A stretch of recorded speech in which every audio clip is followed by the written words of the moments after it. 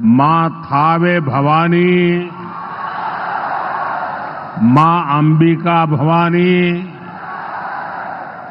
प्रथम राष्ट्रपति देश रत्न डॉक्टर राजेंद्र प्रसाद और लोक नायक जयप्रकाश नारायण के पावन भूमि पर रउआ सबके अभिनंदन करता ली।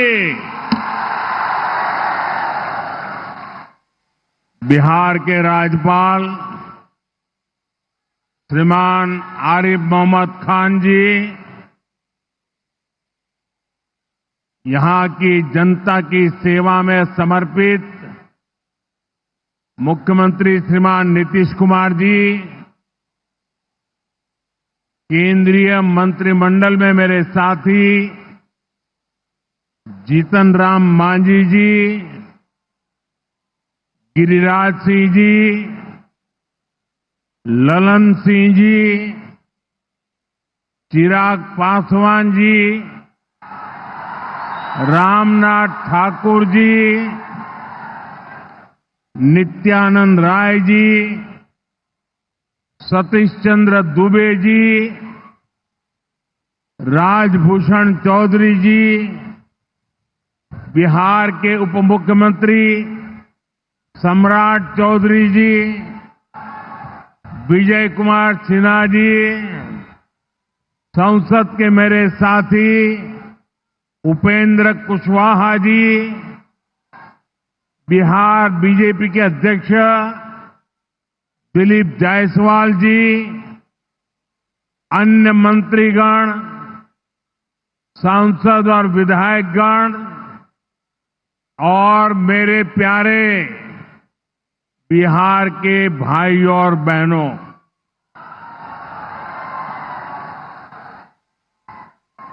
सिवान की ये धरती हमारे स्वतंत्रता संग्राम की प्रेरक स्थली है। ये हमारे लोकतंत्र को, देश को, संविधान को ताकत देने वाली भूमि है। सिवान ने राजेंद्र बाबू जैसी महान संतान देश को दी। संविधान निर्माण से लेकर देश को दिशा दिखाने में राजेंद्र बाबू की बहुत बड़ी भूमिका रही। सिवान ने ब्रज किशोर प्रसाद जी जैसे महान समाज सुधारक भी देश को दिए। ब्रज बाबू ने महिला सशक्तिकरण को अपने जीवन का मकसद बनाया था। साथियों, मुझे खुशी है ऐसी ही महान आत्माओं के जीवन मिशन को एनडीए की डबल इंजन सरकार दृढ़ निश्चय के साथ आगे बढ़ा रही है। आज का ये कार्यक्रम इन्हीं प्रयासों का हिस्सा है। आज इस मंच से हजारों करोड़ रुपए की योजनाओं का शिलान्यास और लोकार्पण हुआ है। विकास की ये सारी परियोजनाएं बिहार को उज्जवल भविष्य की तरफ ले जाएगी, समृद्ध बिहार बनाएगी। सिवान, सासाराम, बक्सर, मोतिहारी, बेतिया और आरा जैसे बिहार के सारे इलाके फले, फूले, इस दिशा में ये प्रोजेक्ट बड़ी भूमिका निभाएंगे। इनसे गरीब, वंचित, दलित, महादलित, पिछड़े, अति पिछड़े, हर समाज का जीवन आसान होगा। मैं बिहार की जनता को, आप सभी को इन प्रोजेक्ट्स के लिए बहुत बहुत बधाई देता हूं। मैं अभी जब आप लोगों के बीच से आ रहा था, अभी कल ही बारिश हुई, सुबह भी थोड़ा बारिश का लाभ आया। इसके बावजूद भी इतनी बड़ी मात्रा में आपका आना, हमें आशीर्वाद देना, मैं आपका हृदय से जितना धन्यवाद करूं उतना कम है।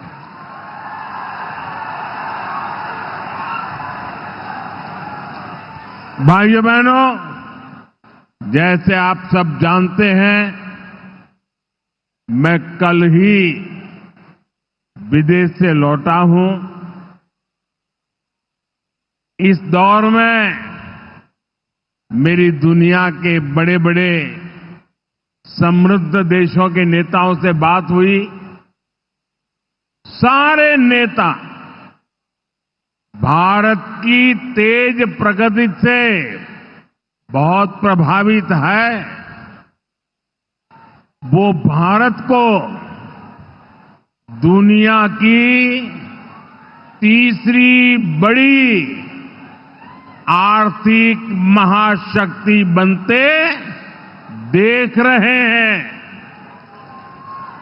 और निश्चित तौर पर इसमें बिहार की बहुत बड़ी भूमिका होने वाली है।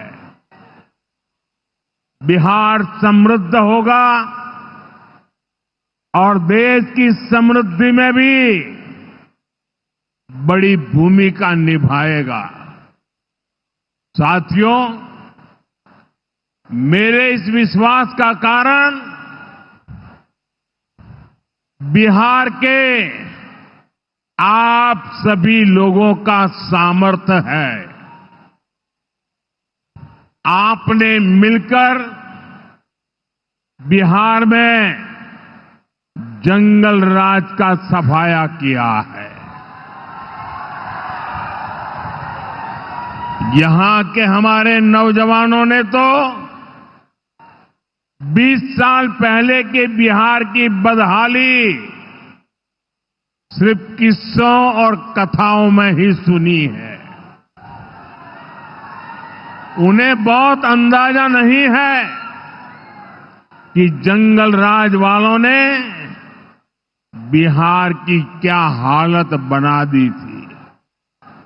जिस बिहार ने सदियों तक भारत की प्रगति को नेतृत्व दिया, उसको पंजे और लालटेन के शिकंजे ने पलायन का प्रतीक बना दिया था।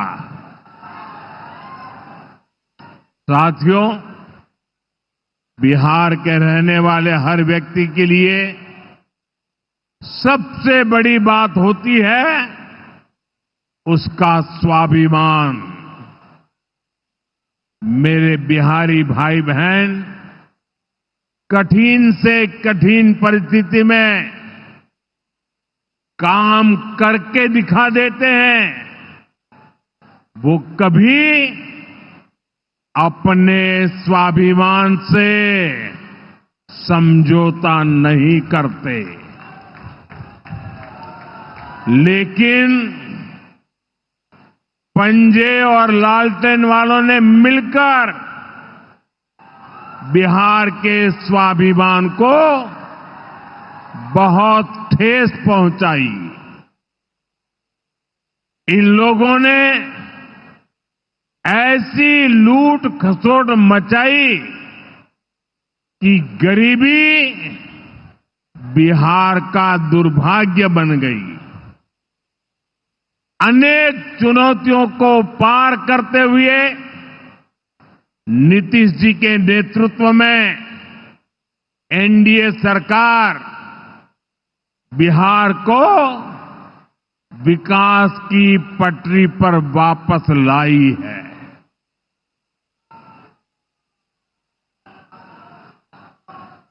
और मैं बिहार वासियों को विश्वास देने आया हूं, हमने भले बहुत कुछ किया हो, करते रहे हैं, करते रहेंगे, लेकिन इतने से शांत होकर के चुप रहने वाला मोदी नहीं है।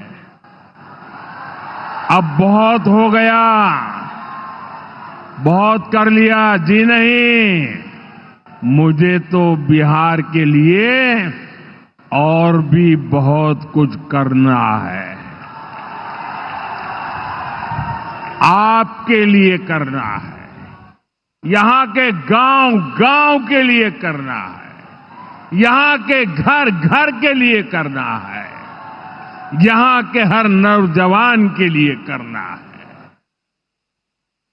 अगर मैं सिर्फ बीते 10-11 साल की बात करूं तो इन 10 वर्षों में बिहार में करीब 55,000 किलोमीटर ग्रामीण सड़कें बनी हैं। 1.5 करोड़ से ज्यादा घरों को बिजली के कनेक्शन से जोड़ा गया है। 1.5 करोड़ लोगों को, वहां के घरों को पानी का कनेक्शन दिया गया है। 45,000 से ज्यादा कॉमन सर्विस सेंटर्स बनाए गए हैं। आज बिहार के छोटे छोटे शहरों में नए नए स्टार्टअप्स खुल रहे हैं। साथियों, बिहार की प्रगति के लिए हमें ये गति लगातार बढ़ती है, बढ़ाते रहना है। और इसी समय बिहार में जंगल राज लाने वाले मौका देख रहे हैं कि किसी भी तरह फिर से अपने पुराने कारनामे करने का मौका ढूंढ रहे हैं। बिहार से आर्थिक संसाधनों पर कब्जा करें, इसके लिए वो तरह तरह के हथकंडे अपना रहे हैं। इसलिए मेरे बिहार के प्यारे भाइयों बहनों, आपके उज्जवल भविष्य के लिए, आपके बच्चों के उज्जवल भविष्य के लिए आपको बहुत ही सतर्क रहना है।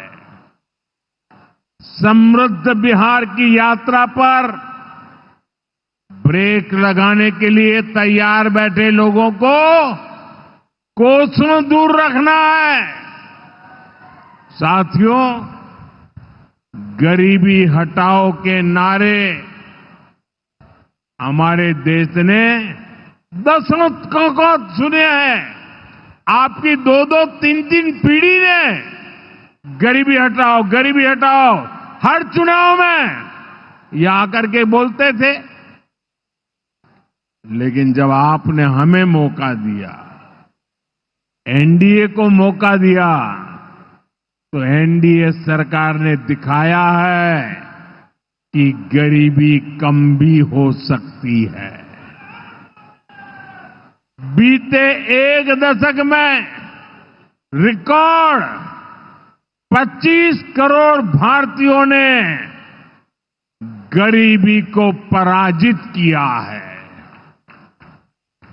वर्ल्ड बैंक जैसी दुनिया की जानी मानी संस्थाएं भारत की इस बड़ी उपलब्धि की प्रशंसा कर रही है और भारत ने जो ये कमाल किया है इसमें बिहार का यहां हमारे नीतीश जी की सरकार का बहुत बड़ा योगदान है।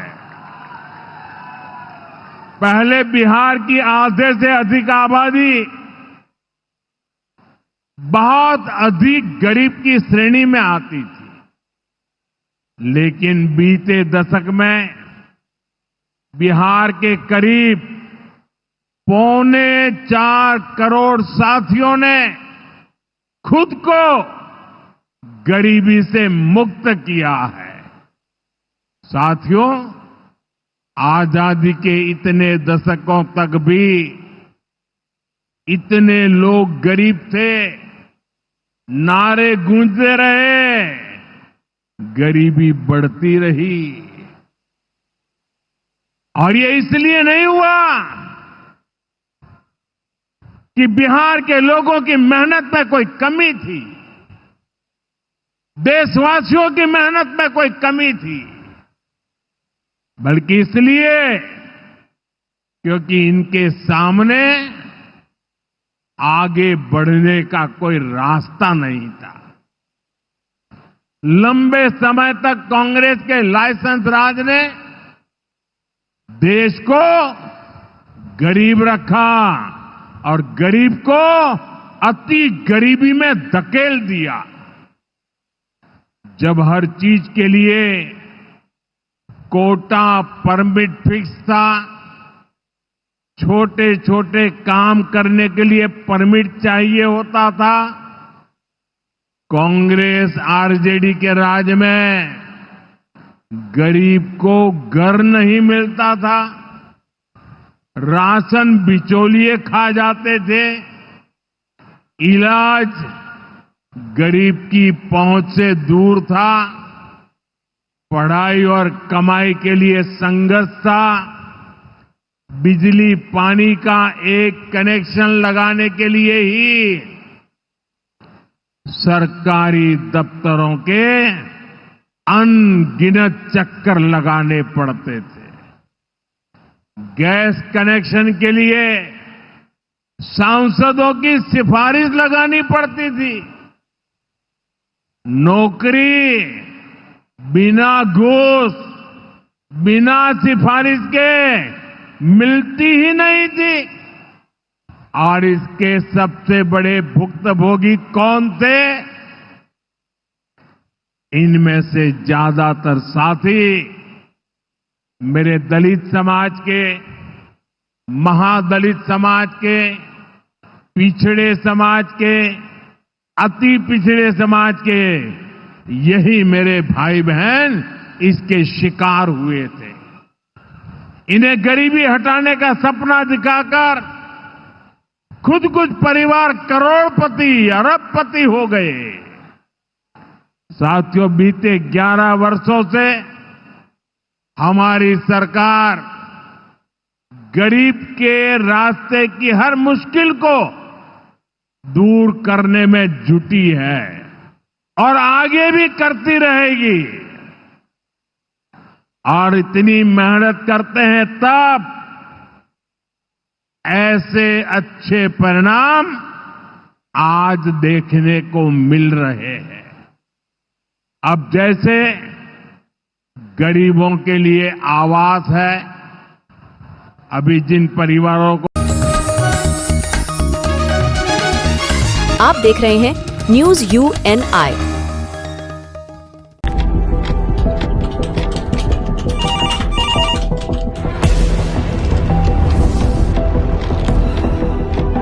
क्या?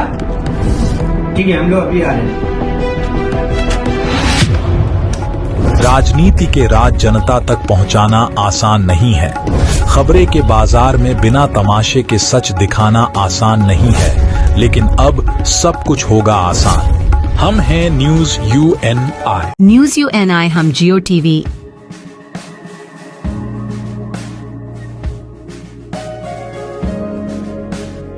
ई बाबा, हरे कृष्णा कृष्णा कृष्णा हरे हरे हरे राम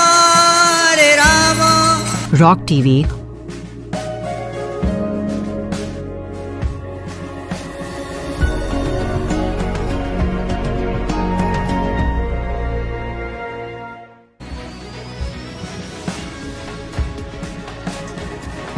और प्ले ऑन टीवी पर उपलब्ध हैं। हरे कृष्णा कृष्णा कृष्णा हरे हरे हरे राम हरे राम।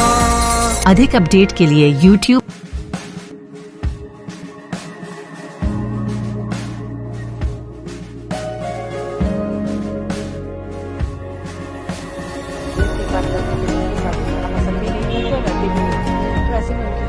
और Facebook पर फॉलो करें।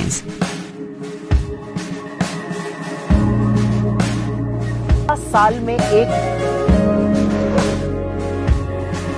चुनाव के समय प्रधानमंत्री एक बार नहीं, 5 बार नहीं, 10 बार आएंगे, लेकिन वो बिहार के लिए नहीं आ रहे हैं, बिहार के भले के लिए नहीं आ रहे हैं, बिहार के विकास के लिए नहीं आ रहे हैं। वो भारतीय जनता पार्टी और एनडीए के लिए वोट मांगने आ रहे हैं। ये मोदी का कार्यक्रम हो रहा है, उस कार्यक्रम का खर्चा बिहार सरकार दे रही है, बिहार के लोग दे रहे हैं। मधुबनी में भी दिया, पीरो विक्रमगंज में भी दिया और अभी भी दे रहे हैं। 20 वर्षों से बिहार में एनडीए सरकार है और 11 वर्षों से वहां केंद्र में है। बिहार को क्या मिला? नीति आयोग से लेकर हर मानक में बिहार क्यों फिसड्डी है? अपराधी राज कायम हो गया है बिहार में, भ्रष्टाचार की भरमार है, गोलियों की बौछार है। इस पर भी आदरणीय प्रधानमंत्री जी बताएंगे। पीएम मोदी आ रहे हैं और इस पर तो हम लोग टीका टिप्पणी चल ही रही है। ये कोई पहली बार नहीं आ रहे हैं, पहले भी हम लोगों ने बताया है कि चुनाव के समय प्रधानमंत्री एक बार नहीं, 5 बार नहीं, 10 बार आएंगे, लेकिन वो बिहार के लिए नहीं आ रहे हैं, बिहार के भले के लिए नहीं आ रहे हैं, बिहार के विकास के लिए नहीं आ रहे हैं। वो भारतीय जनता पार्टी और एनडीए के लिए वोट मांगने आ रहे हैं और बिहार के लोगों के पैसे पर आकर यहाँ कार्यक्रम करेंगे। बिहार की गरीब जनता को वो क्या देंगे नहीं देंगे वो तो भविष्य की बात है, लेकिन ये बात तो सत्य है कि जो पीएम मोदी का कार्यक्रम हो रहा है, उस कार्यक्रम का खर्चा बिहार सरकार दे रही है, बिहार के लोग दे रहे हैं। मधुबनी में भी दिया, पीरो विक्रमगंज में भी दिया और अभी भी दे रहे हैं। जहां तक रह गई बात लोकोमोटिव फैक्ट्री की, तो भाई फैक्ट्री तो पहले से मढ़ौरा में है, कोई नया थोड़ी ना है। मढ़ौरा में जो चीनी मिल बंद है उस पर मोदी जी को बोलना चाहिए। जो वहां मॉर्टन टॉफी की फैक्ट्री थी वो बंद है, उस पर बोलना चाहिए। मढ़ौरा में एक तरह से पूरा एक छोटा मोटा इंडस्ट्रियल सिटी था, उस पर मोदी जी को बोलना चाहिए। और आज कोई पहली बार थोड़ी ना आए हैं, ये पिछले 10-12 साल से लोग यही देख रहे हैं। मोदी जी आते हैं, घोषणा करते हैं, वो होता कुछ है नहीं। मोदी जी को ये बताना चाहिए कि भाई वो दिन कब आएगा जब बिहार के बच्चों का पलायन रुकेगा। कम से कम इतनी फैक्ट्रियां कब लग जाएंगी कि बिहार के बच्चों को मजबूरी में 10,000 रुपए के लिए बाहर नहीं जाना पड़े। जिस तरह से मोदी जी गुजरात में बात करते हैं, उस तरह से मोदी जी जिस दिन बिहार में बात करेंगे उस दिन बिहार के लोग उनकी बात का ध्यान करेंगे, संज्ञान लेंगे। अब बिहार के लोग उनसे क्या उम्मीद रखते सर? बिहार के लोग आज क्या उम्मीद रखें भाई? हर बार जब वो बिहार में आए या दिल्ली में बैठे, बिहार के लोगों की तो यही उम्मीद है कि भाई पिछले 15 साल से हम लोग मोदी जी के नाम पर वोट दे रहे हैं। भाजपा को, एनडीए को बिहार में हमेशा बड़ी बहुमत 30 से ज्यादा सांसद भेजा गया है और इसी उम्मीद से भेजा गया है कि बिहार जो देश का सबसे गरीब और पिछड़ा राज्य है, यहाँ की भी स्थिति बदले, यहाँ पर भी बच्चों के लिए रोजगार हो, यहाँ पर भी फैक्ट्रियां लगे। सिर्फ गुजरात और महाराष्ट्र में फैक्ट्री न लगे और हम लोग के बच्चे गुजरात महाराष्ट्र में जाकर मजदूर न बने। बिहार के लोगों की तो यही अपेक्षा है, दूसरी कोई अपेक्षा नहीं है। सिर्फ ये अपेक्षा है कि बिहार के लोगों का पलायन रुक जाए, बिहार के मजदूरों को, बिहार के गरीब लोगों को मजदूर बनकर गुजरात में, महाराष्ट्र में न जाना पड़े। देखिए, आदरणीय प्रधानमंत्री जी का बिहार दौरा लगातार हो रहा है, क्योंकि चुनाव नजदीक है।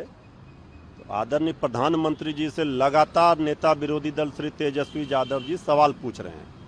आज श्री तेजस्वी यादव जी ने आदरणीय प्रधानमंत्री जी से 12 चुभते हुए वाजिब सवाल पूछे हैं।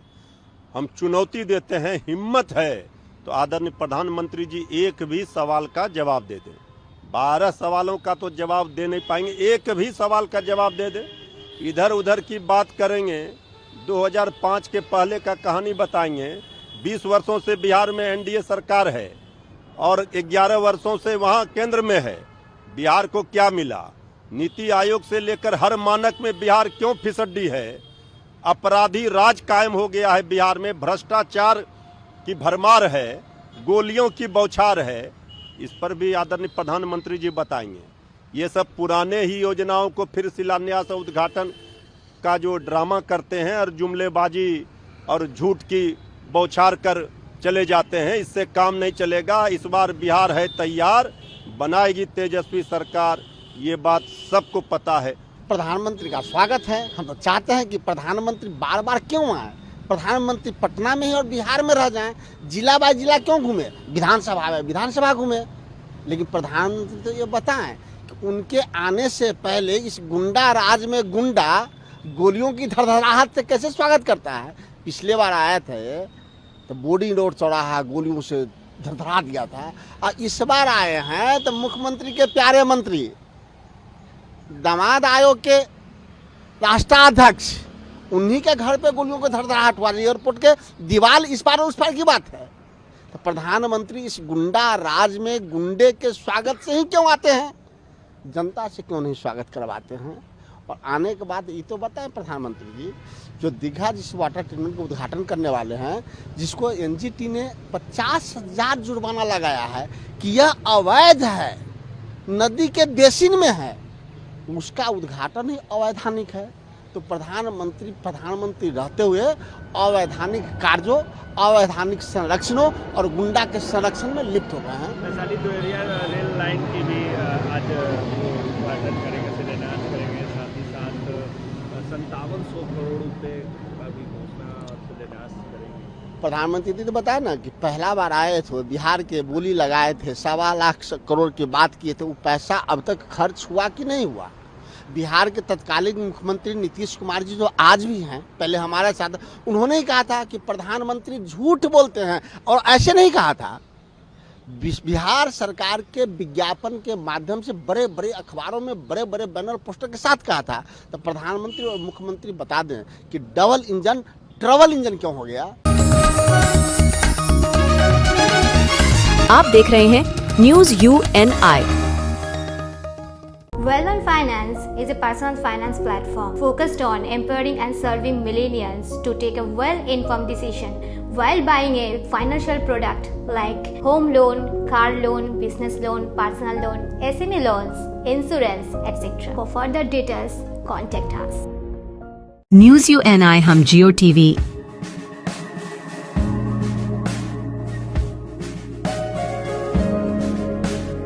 ई बाबा,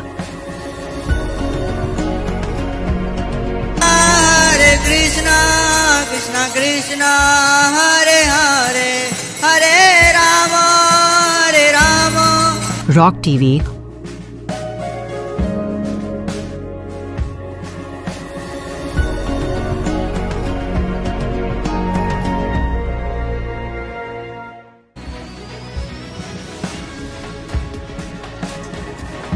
और प्ले ऑन टीवी पर उपलब्ध हैं। हरे कृष्णा कृष्णा कृष्णा हरे हरे हरे राम हरे राम। अधिक अपडेट के लिए YouTube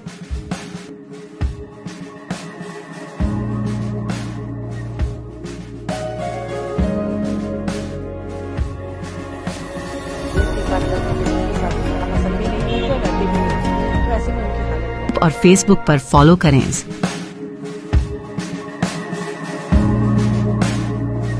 साल में एक मॉडर्न ट्रेवल के लिए, कंफर्टेबल ट्रेवल के लिए और कई आधुनिक सुविधाओं से युक्त यह गाड़ी है वंदे भारत एक्सप्रेस। पिछले 10-11 सालों में एक आमूलचूल बदलाव आया है, जिसमें कि ये वंदे भारत एक्सप्रेस भी शामिल है, अपना नमो भारत रैपिड रेल भी शामिल है। वंदे भारत एक्सप्रेस, नमो भारत रैपिड रेल और अमृत भारत एक्सप्रेस जो है वह भारतीय रेल की आधुनिक परिवहन व्यवस्था की त्रिवेणी है, और इसी त्रिवेणी को और मजबूत बनाने के लिए एक और नए वंदे भारत की शुरुआत आज हो रही है। इस ट्रेन का परिचालन पाटलिपुत्र और गोरखपुर स्टेशनों के बीच में किया जाएगा और करीब 7 घंटे में ये दोनों स्टेशनों के बीच की दूरी को कवर किया जाएगा। यह ट्रेन कुछ ऐसे इलाकों से होकर गुजरेगा जहां पर अभी वंदे भारत एक्सप्रेस का परिचालन नहीं होता है।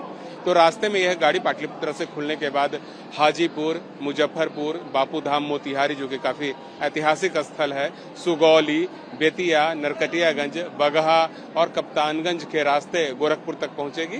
तो इस पूरे एरिया की एक तरह से यह पहली वंदे भारत एक्सप्रेस है और काफी महत्वपूर्ण है क्योंकि बहुत दिनों से इस क्षेत्र से एक डिमांड जा रही थी कि वंदे भारत एक्सप्रेस का परिचालन किया जाए और लोगों की डिमांड के आलोक में ही इसका परिचालन चालू हुआ है।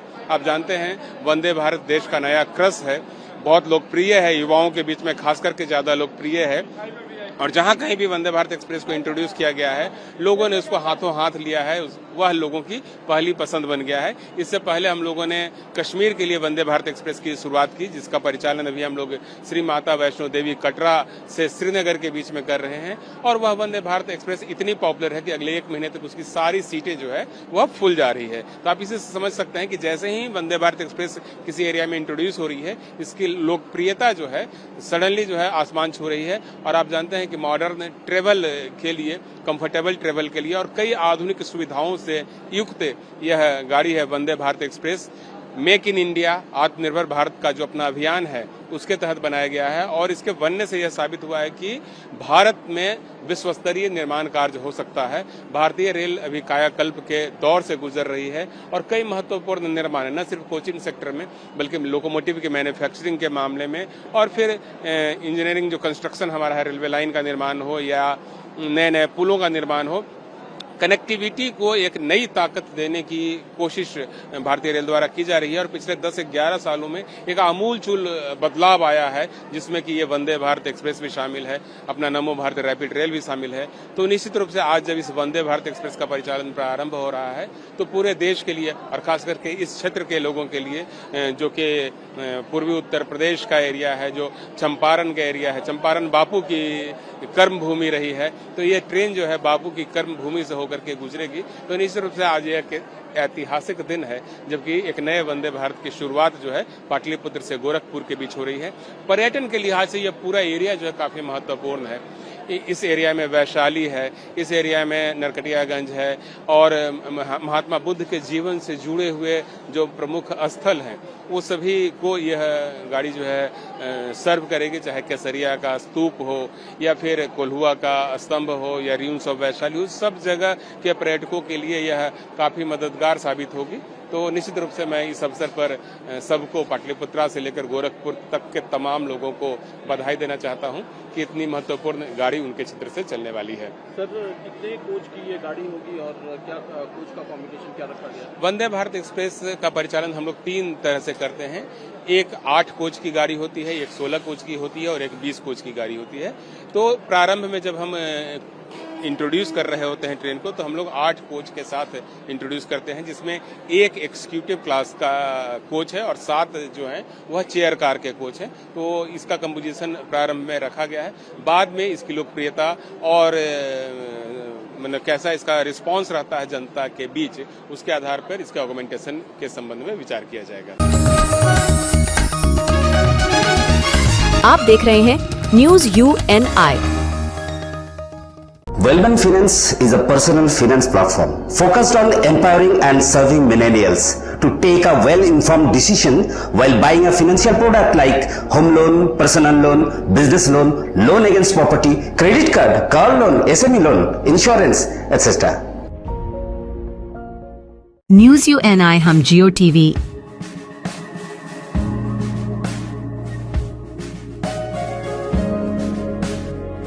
बाबा,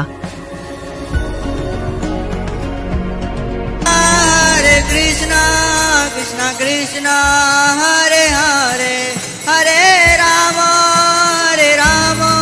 रॉक TV,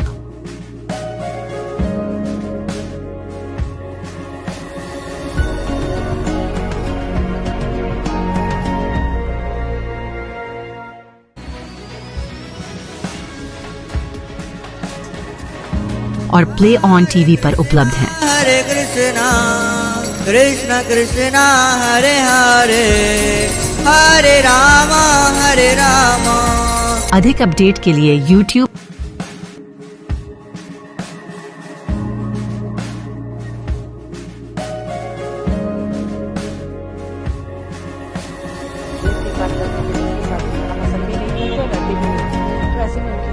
और Facebook पर फॉलो करें।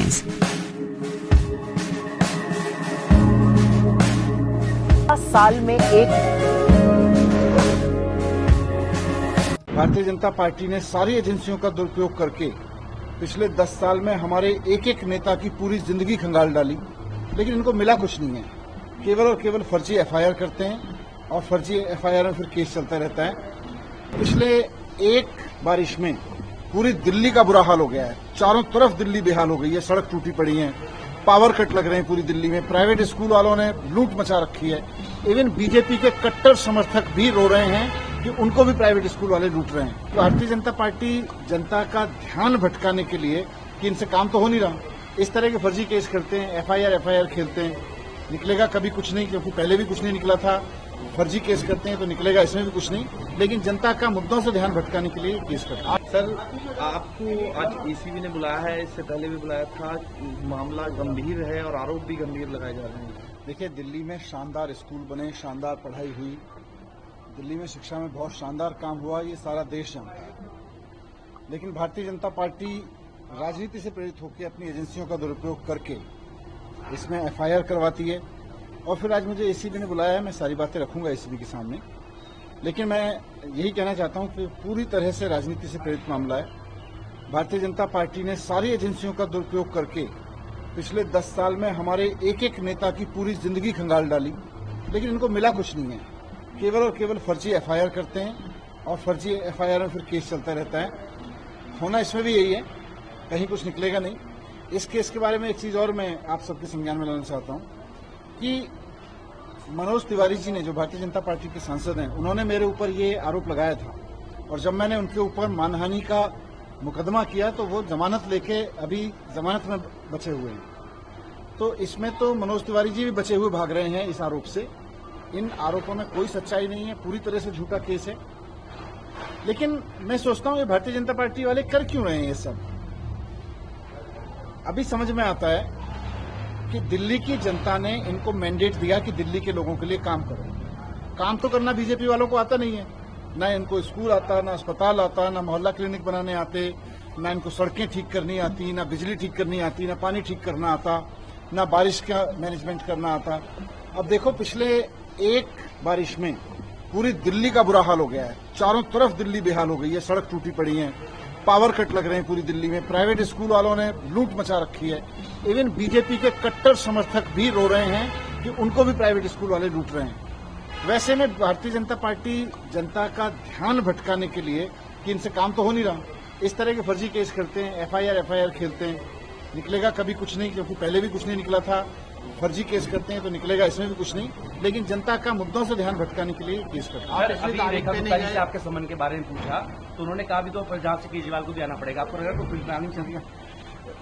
इसलिए मैंने कहा ना, पूरी दिल्ली में ना बीजेपी के किसी कार्यकर्ता को समझ में आ रहा है कि उनकी सरकार क्या करने वाली है, दिल्ली में क्या कर रही है। इनके कार्यकर्ता भी प्राइवेट स्कूल के हाथों लुट रहे हैं। इनके कार्यकर्ता बीजेपी के कट्टर समर्थक भी ट्वीट कर रहे हैं कि पावर कट से बुरा हाल है, सड़कों का बुरा हाल हो गया दिल्ली में। एक बारिश में पूरी दिल्ली बेहाल हो गई, और ये केजरीवाल को गाली देने में बिजी हैं, ये एफआईआर कराने में बिजी हैं। तो इनको कुछ आता दाता तो है नहीं, केवल एफआईआर, केवल फर्जी एफआईआर करनी आती है। पिछले संबंध में आप नहीं गए, आरोप ये लग रहा है कि आपके पास बहुत कुछ छिपा रहे हैं, आप इसलिए नहीं गए। ये एफआईआर खेलते रहे, मैं तो काम करता हूँ। आप देख रहे हैं न्यूज UNI।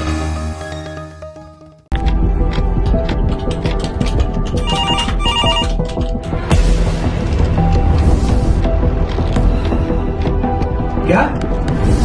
ठीक है, हम लोग अभी आ रहे हैं। राजनीति के राज जनता तक पहुंचाना आसान नहीं है। खबरें के बाजार में बिना तमाशे के सच दिखाना आसान नहीं है, लेकिन अब सब कुछ होगा आसान। हम हैं न्यूज UNI। न्यूज UNI हम जियो TV,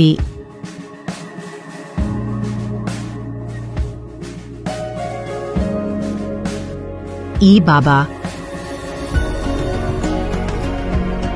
हरे कृष्ण हरे हरे हरे राम रॉक टीवी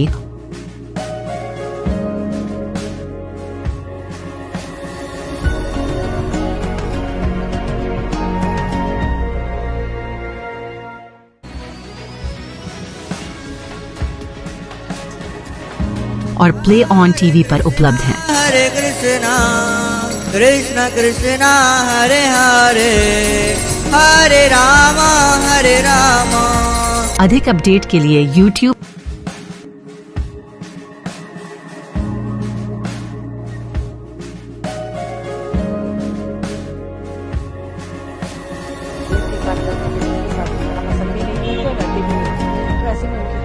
और Facebook पर फॉलो करें।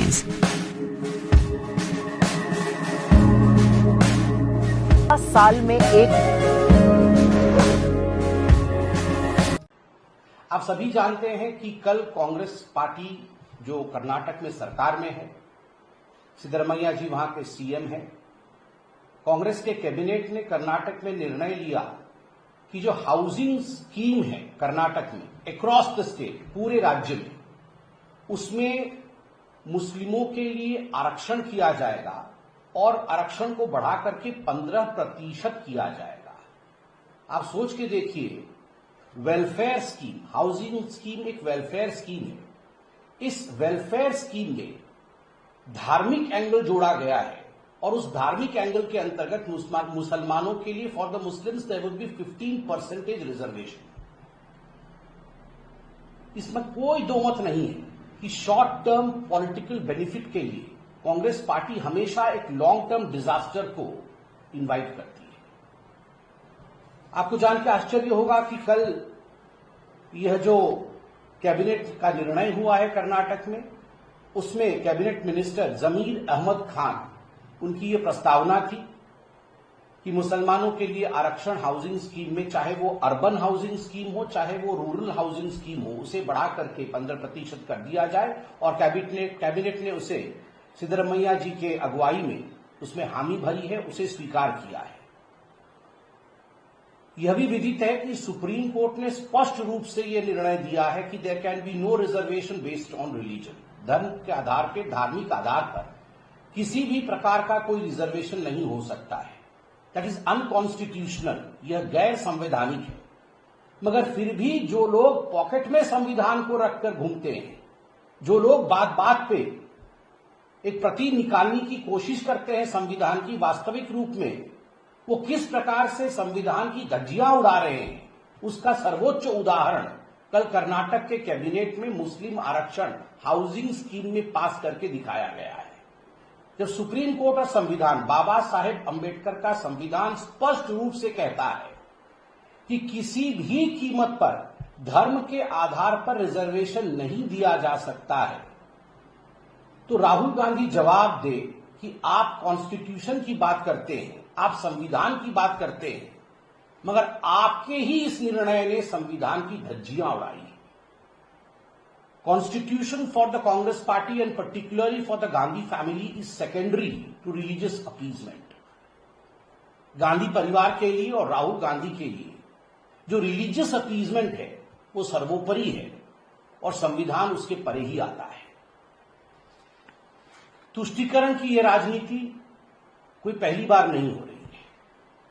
कर्नाटक में आपने देखा होगा, मार्च के महीने में 21 मार्च को एक अमेंडमेंट लाया गया था, Karnataka transparency in public procurement amendment bill 2025, और इस अमेंडमेंट के माध्यम से यह तय किया गया था कि स्टेट में जितने भी टेंडर होंगे, जितने भी 2 करोड़ से नीचे के टेंडर होंगे, उसमें 4% का आरक्षण मुसलमानों के लिए होगा। आप सोचिए, टेंडर होगा, ये जो स्टेट के काम होंगे, उसमें भी मुस्लिम आरक्षण मार्च के महीने में कांग्रेस पार्टी लेकर आई थी। तो कहीं न कहीं इसमें कहना अतिशयोक्ति नहीं होगा कि एक तरह से कर्नाटक में वेलफेयर स्कीम्स को, जो जनता के लिए सुविधा की स्कीम होनी चाहिए, उन वेलफेयर स्कीम्स को तुष्टीकरण के मंडी में परिवर्तित कर दिया है। The welfare schemes have become the market place of appeasement for the Congress party. और ये केवल कर्नाटक की कहानी नहीं है। जहां जहां जब जब कांग्रेस रहती है, धर्म के आधार पर रिजर्वेशन और तुष्टीकरण की राजनीति को आगे बढ़ाने की वायदे, जो उनके इंटरनल वायदे होते हैं, उसे वो जरूर आगे बढ़ाते हैं। राहुल गांधी ने तो एक जगह कहा भी था और अखबारों में छपा भी था, हां हम मुसलमानों की पार्टी है। The Congress party is never apologetic about this fact because they realize that they are into vote bank politics and not into welfare schemes. No governance but divisive experiments. किसी प्रकार का गवर्नेंस नहीं है, ये divisive experiments जो कर्नाटक में है, ये अपने आप में बहुत ही दुखद है। आपने देखा होगा अभी जाति जनगणना के नाम पे, कास्ट सेंसस के नाम पे राहुल गांधी कितनी राजनीति कर रहे हैं। और अभी कुछ दिनों पहले हमने देखा कि जो जाति जनगणना कर्नाटक की सरकार ने, सिद्धरमैया जी की सरकार ने कर्नाटक में किया था, उसमें लगभग 165 करोड़ रुपए, 165 करोड़ रुपए खर्च हुए थे। Despite spending this 165 crore rupees from the state exchequer, now that has been put into the dustbin and they say that a new caste census would be conducted. अब सिद्धरमैया कह रहे हैं कि एक नया कास्ट सेंसस होगा, हम उस कास्ट सेंसस को खारिज करते हैं। और जब सिद्धरमैया जी को और कांग्रेस पार्टी को कर्नाटक में घेरा गया, तो सिद्धरमैया जी का वक्तव्य था कि ये मेरे या मेरे कैबिनेट का निर्णय नहीं है, ये कांग्रेस के हाईकमान का निर्णय है। ये हाईकमान का निर्णय है कि पुराने कास्ट सेंसस को हम पीछे रखेंगे और एक नया कास्ट सेंसस करेंगे। क्यों? आप तो तेलंगाना और कर्नाटक में डुगडुगी पीट रहे थे कि हम इस प्रकार का कास्ट सेंसस करेंगे कि दुनिया भौचक्की रह जाएगी, भारतवर्ष में हम उदाहरण एस्टैब्लिश करेंगे। ये 165 करोड़ रुपए खर्च करने के पश्चात आपके कास्ट सेंसस में ऐसी क्या त्रुटियां थी या ऐसा क्या खामी उसमें निकला कि आपको उसे रद्द करना पड़ा, आप उसे सार्वजनिक नहीं कर पा रहे हैं और दोबारा कास्ट सेंसस कर रहे हैं। इसके पीछे भी तुष्टीकरण की कहानी है। ये जो हाउसिंग स्कीम, ये जो आपके टेंडर में रिजर्वेशन और अब ये जाति जनगणना में भी, ये हर जगह द बैकबोन इज अपीजमेंट, हर जगह तुष्टीकरण है। तभी आज कास्ट सेंसस कर्नाटक सरकार रिलीज नहीं कर पा रही है और खुद कर्नाटक सरकार के जो अंदर के लोग हैं वो इसके खिलाफ आवाज उठा रहे हैं। ये जो यू टर्न हुआ है, लीक्स रिपोर्ट भी है, जो रिपोर्ट हुई थी उनकी लीक्ड वर्जन्स भी हमारे पास है। उसमें क्या हुआ है, बड़ी दिलचस्प बात है। 2015 में जो सेंसस हुआ था उसमें मुसलमानों की संख्या कर्नाटक में 12.6% के लगभग था। उसके बाद जो नया सेंसस हुआ है, उस नए सेंसस में इस संख्या में बहुत बड़े इजाफा को देखा गया है। 12.6% से बढ़कर के वो लगभग 18.08% हुआ है। आप सोच के देखिए इतना बड़ा जंप कैसे हो सकता है। तो 12.6% से 18.08% ये लीक रिपोर्ट बताती है, ये मुसलमानों का जो जनगणना हुआ है उसमें ये कास्ट सेंसस में आ रहा है। और जितने भी मुसलमान के जाति हैं उनको सिद्धरमैया जी की सरकार ने रिजर्वेशन के अंतर्गत श्रेणी 2B में दाखिल किया है, 2B। And after putting them all in 2B, OBC 2B, recommendation था कि ओबीसी 2B का आरक्षण 4% से बढ़ा करके 8% कर दिया जाए ताकि सारे मुसलमान उसमें एकोमोडेट हो जाए। और आश्चर्य देखिए, कई ओबीसी जो वाकई ओबीसी हैं उनको निकाल दिया गया था, इसमें से ओबीसी कोटे में से निकाल दिया गया था, मुस्लिमों को उसमें ऐड किया गया और उसे बढ़ाने की कवायद चल रही थी। और ईडब्ल्यूएस का कोटा वही 10% पे फिक्स है। तो ये जो पूरी प्रक्रिया चल रही है, चाहे वो हाउसिंग स्कीम की हो, चाहे वो ये आपके टेंडर में रिजर्वेशन का विषय हो, चाहे 2B में लाके मुसलमानों को आरक्षण देने का विषय हो, अगर हक किसी का मारा जा रहा है तो वो हक SC, ST और OBC का मारा जा रहा है। The SC, ST and OBC of Karnataka in fact have been kept bereft of their rights, and on their rights stands the politics of vote bank and appeasement. And that's the reason as to why every SC, ST and OBC of Karnataka should realize, उनको ये जानने की आवश्यकता है कि आखिर उनके साथ कर्नाटक की कांग्रेस सरकार किस प्रकार का अन्याय कर रही है। लीक रिपोर्ट के हिसाब से जो कास्ट सेंसस किया था, वो कलिंगा समाज और लिंगायत समाज, ये कर्नाटक के बहुत बड़े समाज है। इनका एक बहुत बड़ा कंट्रीब्यूशन रहता है कर्नाटक में डेवलपमेंट के लिए और सामाजिक न्याय के लिए। आप देखिए, शायद इन्हीं कारणों से जाति जनगणना को कर्नाटक की सरकार ने अब पीछे हटा दिया है, क्योंकि जो लीक रिपोर्ट से उसमें दिखाया गया है कि वीर शैव लिंगायत जो पहले की रिपोर्ट में लगभग 18 से 22% थे, इस बार के रिपोर्ट में घट करके 11% हो गए। 9 पूर्व चीफ मिनिस्टर रहे हैं लिंगायत समाज के। 9 former chief ministers belong to the Lingayat community. That is the importance of this community. They were previously 18 to 22%, and the leak report show that the present percentage approximately has come down to 11%. Similarly, as far as the Vukkalinga community is concerned, पुराने census के अनुसार Mysuru reason इत्यादि को मिलाकर के लगभग 16% उनकी जनसंख्या थी। अब के रिपोर्ट में जो लीक रिपोर्ट है उसमें उसे घटा करके 10.29% कर दिया गया है, 10.29%। 7 पूर्व सीएम, 7 फॉर्मर सीएम रहे हैं वो कलिंगा कम्युनिटी से। तो मुस्लिम तुष्टीकरण के कारण ये जो वीर लिंगायत, वीर शैव लिंगायत और वो कलिंगा कम्युनिटी के साथ अन्याय किया गया है, इसी के कारण से कहीं न कहीं कांग्रेस को ये महसूस हो रहा है कि उन्हीं का कास्ट सेंसस कहीं ऐसा न हो कि उन्हीं को जख्म देकर जाए। तभी 165 करोड़ खर्च करने के बावजूद उसे रद्द किया जा रहा है और दोबारा कास्ट सेंसस की बात की जा रही है, जबकि सेंटर खुद ही कास्ट सेंसस कर रही है।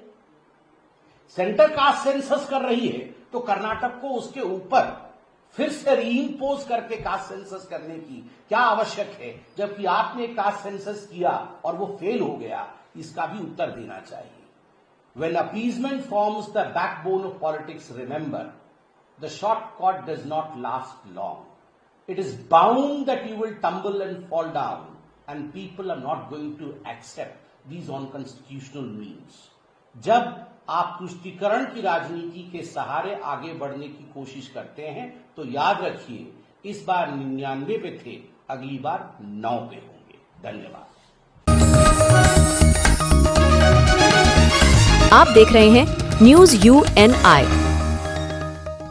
Well On Finance is a personal finance platform focused on empowering and serving millennials to take a well-informed decision while buying a financial product like home loan, car loan, business loan, personal loan, SME loans, insurance, etc. For further details, contact us. News UNI हम जियो TV,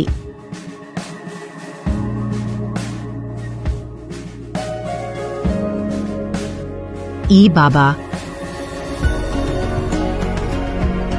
हरे कृष्णा कृष्णा कृष्णा हरे हरे, हरे Ram rock TV,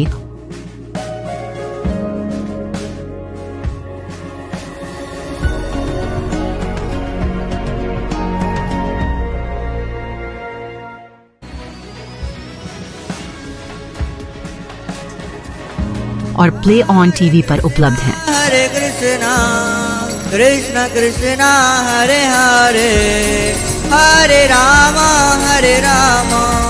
अधिक update के लिए YouTube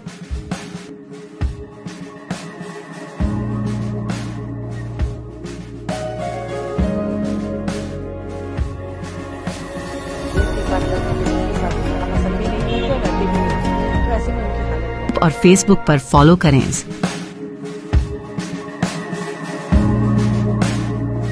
साल में एक